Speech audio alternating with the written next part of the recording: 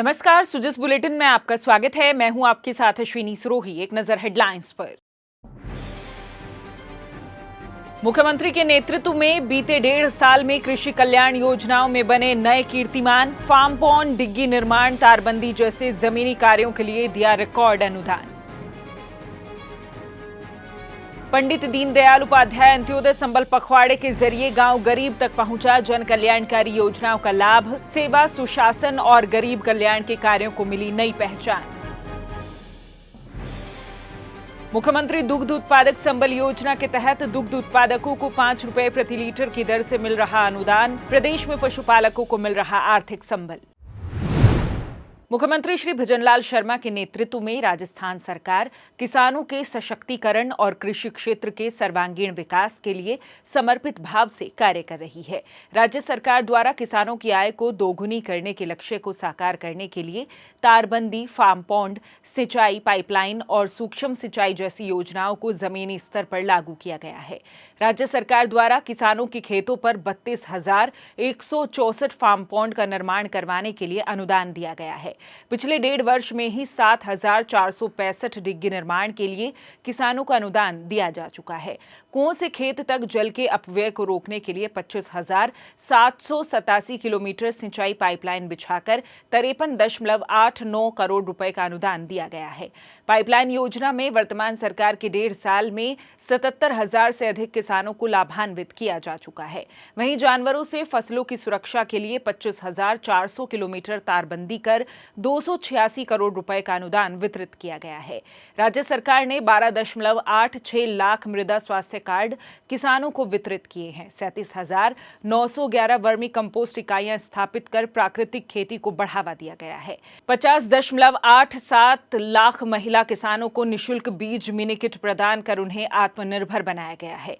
राज्य सरकार द्वारा 41,690 सोलर पंप सेट स्थापित कर 650.95 करोड़ रुपए का अनुदान दिया गया है। राज्य सरकार द्वारा आयोजित पंडित दीनदयाल उपाध्याय अंत्योदय संबल पखवाड़ा समाज के अंतिम छोर पर बैठे व्यक्ति तक सरकार की जन कल्याणकारी योजनाओं का लाभ पहुंचाने और वर्षों से लंबित समस्याओं का समाधान करने का प्रमुख माध्यम बना है। 24 जून से 9 जुलाई तक आयोजित ये पखवाड़ा वर्षों से लंबित समस्याओं का समाधान करने का प्रमुख माध्यम बना। लक्ष्य अंत्योदय, प्रण अंत्योदय, पथ अंत्योदय की भावना से ये पखवाड़ा मुख्यमंत्री श्री भजनलाल शर्मा की सोच, संवेदनशीलता और जनसेवा की प्रतिबद्धता का प्रतीक बनकर सामने आया। ये पखवाड़ा राजस्थान सरकार की आपनो अग्रणी राजस्थान की संकल्पना को साकार करने की दिशा में एक महत्वपूर्ण कदम साबित हुआ है। मुख्यमंत्री के व्यक्तिगत निरीक्षण और मार्गदर्शन ने इस अभियान को न केवल प्रभावी बनाया बल्कि ग्रामीणों में विश्वास भी जगाया कि सरकार उनकी समस्याओं के समाधान के लिए तत्पर है। इन शिविरों में गरीब, मजदूर, महिला, युवा सहित सभी वर्गों की समस्याओं के समाधान ने अंत्योदय और सुराज संकल्प को सिद्धि की ओर बढ़ाया है। कोई भी व्यक्ति विकास की मुख्य धारा से छूट ना जाए, ये संकल्प अब धरातल पर साकार हो रहा है। अंत्योदय का मतलब किसी माँ को समय पर इलाज मिले, किसी बुजुर्ग को पेंशन का सहारा मिले, किसी मजदूर को पहचान और अधिकार मिले, किसी किसान को योजनाओं का पूरा लाभ मिले। इन शिविरों के माध्यम से हमारा जो अंतिम पंक्ति में जो व्यक्ति बैठा है, जिसको केंद्र और राज्य सरकार की योजनाओं का लाभ मिलना चाहिए, उनको लाभ देने के लिए हमारे पूरे राजस्थान में ये शिविर लगाए जा रहे हैं।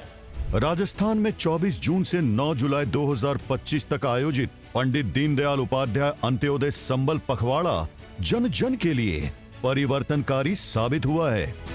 इस दौरान विभागों से संबंधित आम जन के कामों का तेज गति से समाधान किया गया है। ग्राम पंचायत में आयोजित शिविरों के माध्यम से हर जरूरतमंद को सम्मान, सुविधा और सरकार की योजनाओं का पूरा लाभ प्रदान किया गया है। प्रदेश भर में जन कल्याणकारी योजनाएं अब केवल कागजों तक सीमित नहीं है, बल्कि लोगों के जीवन में सकारात्मक बदलाव ला रही है।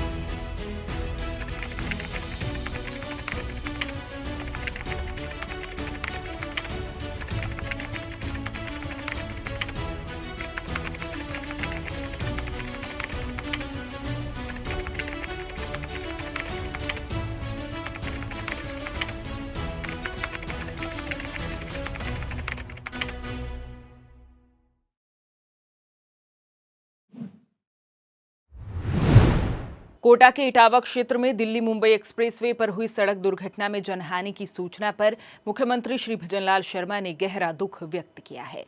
मुख्यमंत्री ने जिला प्रशासन को घायलों के त्वरित उपचार की व्यवस्था सुनिश्चित करने के निर्देश दिए। उन्होंने ईश्वर से दिवंगतों की आत्मा की शांति और घायलों के जल्द स्वास्थ्य लाभ की कामना की है। मुख्यमंत्री श्री भजनलाल शर्मा ने क्वारी लाइसेंस धारकों और अप्रधान खनिज लीज धारकों को राहत प्रदान करते हुए खनन पट्टों की अवधि वृद्धि के प्रार्थना पत्र प्रस्तुत करने की तारीख 30 सितंबर 2025 तक बढ़ाए जाने की प्रशासनिक अनुमति प्रदान की है। इसके लिए राजस्थान अप्रधान खनिज रियायत नियमावली 2017 के नियम 9(3)A एवं नियम 10(3)A में संशोधन किए जाएंगे। मुख्यमंत्री के इस निर्णय से जहां राज्य सरकार के राजस्व में वृद्धि होगी, वहीं अवैध खनन पर भी प्रभावी अंकुश लगेगा। साथ ही अवधि समाप्त क्वारी लाइसेंसों की डेलिनिएशन की कार्यवाही में आने वाली व्यवहारिक समस्याओं से निजात मिलने के कारण करीब 2500 क्वारी लाइसेंस धारकों को राहत मिलेगी। मुख्यमंत्री दुग्ध उत्पादक संबल योजना के अंतर्गत प्रदेश के दुग्ध उत्पादकों को 5 रुपए प्रति लीटर की दर से अनुदान राशि सीधे उनके बैंक खातों में हस्तांतरित की जा रही है। राज्य सरकार द्वारा दी जा रही इस सहायता राशि से पशुपालकों को आर्थिक संबल मिल रहा है और उनके जीवन में खुशहाली आ रही है। राज्य सरकार की ये योजना ग्रामीण अर्थव्यवस्था को सशक्त बनाने की दिशा में एक सार्थक कदम है।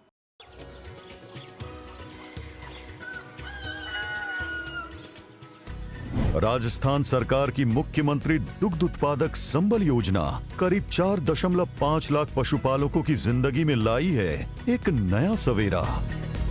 पशुपालकों को दूध पर 5 रुपए प्रति लीटर के हिसाब से मिल रही है सब्सिडी और हो रहा है समय पर भुगतान। मुख्यमंत्री संबल योजना के तहत आजकल समय पर भुगतान हो रहा है, जिससे हमारी आर्थिक प्रगति हुई है। ये सिर्फ मदद नहीं बल्कि किसानों के आत्मसम्मान, सुविधाओं और सशक्त भविष्य का संकल्प है।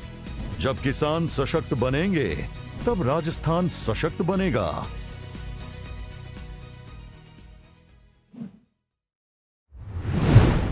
पिछले 24 घंटों में पूर्वी राजस्थान के कुछ स्थानों और पश्चिमी राजस्थान के छिटपुट इलाकों में हल्की से मध्यम बारिश दर्ज की गई है। राज्य में मानसून की सक्रियता लगातार बनी हुई है। मौसम विज्ञान केंद्र जयपुर के अनुसार राज्य के कुछ स्थानों पर अत्यंत भारी बारिश यानी रेड अलर्ट होने की संभावना जताई गई है। राजस्थान के दैनिक मौसम की जानकारी कुछ इस प्रकार है। पिछले 24 घंटों में राजस्थान के कुछ स्थानों पर मेघगर्जन के साथ हल्की से मध्यम व में कहीं-कहीं पर भारी बारिश दर्ज की गई। सर्वाधिक बारिश मनोहर थाना झालावाड़ में 115 मिलीमीटर दर्ज की गई। आज परिसंचरण तंत्र मध्य प्रदेश के ऊपर स्थित है तथा सतह से 5.6 किलोमीटर ऊंचाई तक विस्तृत है। आगामी 2-3 दिनों में इसके धीरे धीरे पूर्वी राजस्थान से होते हुए पश्चिमी राजस्थान की ओर आगे बढ़ने व और तीव्र होने की प्रबल संभावना है। कोटा, उदयपुर व अजमेर संभाग में आज 13 जुलाई को कहीं-कहीं अतिभारी बारिश व कोटा संभाग में कहीं-कहीं आज अत्यंत भारी बारिश होने की संभावना है। 14-15 जुलाई को कुछ भागों में भारी अतिभारी बारिश व कहीं-कहीं अत्यंत भारी बारिश 205 मिलीमीटर से अधिक होने की प्रबल संभावना है। 13-14 जुलाई को जयपुर, भरतपुर व बीकानेर संभाग के कुछ भागों में भी मध्यम से तेज बारिश होने की संभावना है। जोधपुर संभाग में 13 जुलाई को कहीं-कहीं भारी अतिभारी बारिश व 14-15 जुलाई को जोधपुर संभाग के कुछ भागों में भारी अतिभारी बारिश तथा कहीं-कहीं अत्यंत भारी बारिश होने की प्रबल संभावना है। पूर्वी राजस्थान में 17 जुलाई से व पश्चिमी राजस्थान में 18 जुलाई से भारी बारिश की गतिविधियों में कमी दर्ज होने की प्रबल संभावना है। जिस बुलेटिन में फिलहाल के लिए इतना ही। फिर होगी आपसे मुलाकात, तब तक के लिए नमस्कार।